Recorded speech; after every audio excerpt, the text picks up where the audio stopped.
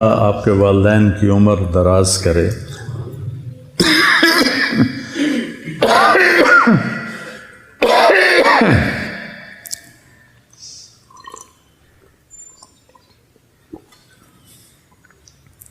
وراثت ماں باپ کے مرنے کے بعد ہوتی ہے۔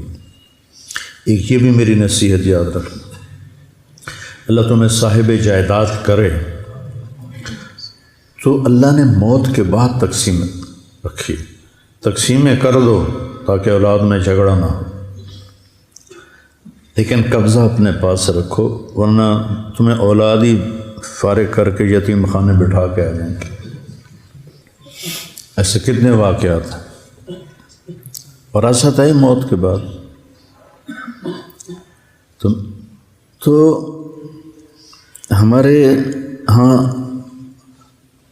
اور عربوں میں اس وقت بیٹی کے لیے کوئی حصہ نہیں تھا، تو قرآن کی آیت سن، جب آپ نے کہا تعلم المیراث فإنہ نصف العلم، تعلم الفرائض فإنہ نصف العلم، اور واحد حکم ہے جو اکٹھا آیا ہے ایک ہی جگہ پر، پھر دوبارہ کہیں نہیں آیا کہ اس کی ساری کلیات جزیات کو اللہ نے ایسے جمع کر کے بریکٹ میں بند کر دیا۔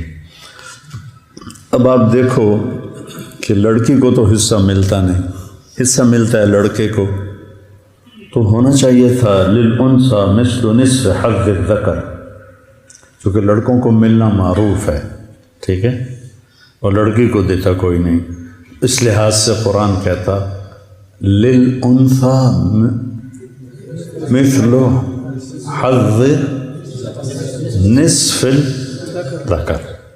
لیکن قرآن نے سوال اٹھایا جیسے لڑکوں کی جائیداد میں کوئی حصہ ہی کوئی نہیں، تو اس لفظ اس آیت سے ایک سوال پیدا ہوتا ہے کہ لڑکے کا جائیداد میں حصہ ہے، سبحان اللہ، لڑکے کا جائیداد میں حصہ ہے۔ آپ قرآن کا اسلوب دیکھو کہ کیا خوبصورت انداز میں اللہ نے بیٹی کی عظمت کو اور اس کی حیثیت کو قائم کیا کہ کیا لڑکے کا قرآن میں وراثت میں حصہ ہے، تو اللہ کہتا ہے کہ اللہ کتنا ہے، کہ جتنا دو لڑکیوں کا ہے اتنا ایک ہے، للذکر مثل حظ الانثیین۔ سبحان اللہ، کیا کمال۔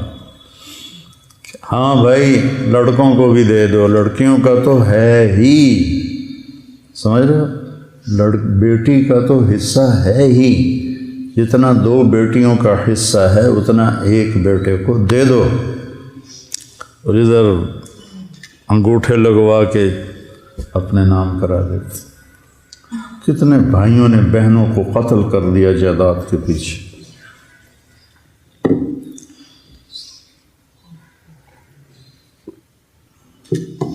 پھر اللہ نے کہ نبی نے فرمایا، اللہ نے جس کو دو بہنیں دیں یا دو بیٹیاں دیں، اس نے ان کو عزت کے ساتھ شادی کی تو وہ جنت میں داخل ہو۔ کسی کی بیٹی ہوتی، میرے بھائی اور میرے والدہ اور تایا، ان کی بہن کوئی نہیں تھی،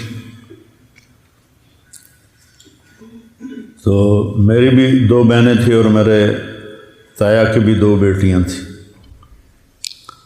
تو میرے تایا نے حصہ نہیں دیا، میرے باپ نے حصہ دیا۔ وہ اپنے اس معاشرت سے مجبور ہو گئے۔ میرے باپ مولانا احمد علی لاہوری رحمۃ اللہ علیہ سے بیعت ہو گئے تھے، پہلے پرویزی تھے، بہت بڑے خطیب تھے، فارسی اردو کے بڑے ماہر تھے، 1944 میں BA کیا تھا، تو باقی سارا ان پڑھ ماحول تھا، پتہ نہیں میرے دادے نو کتوں خیال آیا کہ میں پتر پڑھاونا۔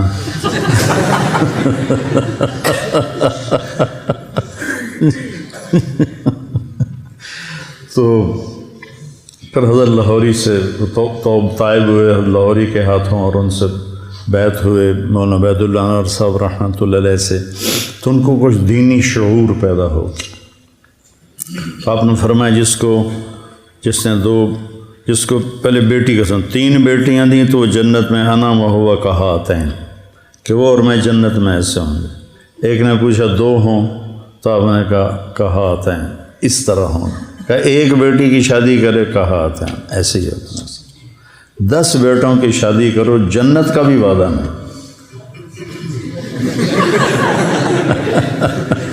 10 بیٹوں کی شادی کرو جنت کا بھی وعدہ نہیں ہے۔ ایک بیٹی کو عزت سے ڈولی میں بٹھا دو تو جنت کا وعدہ ہے۔